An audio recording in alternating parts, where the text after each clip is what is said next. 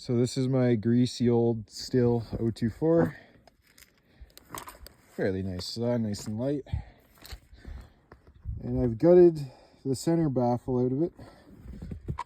And here's some new muffler caps I've made.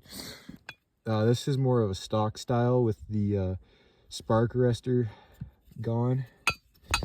This is more of a reasonable, like, performance one. That's probably what's going to live on the saw.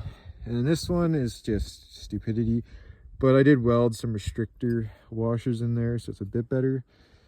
I need to die grind that more. That probably kills horsepower, but yeah, this is the setup.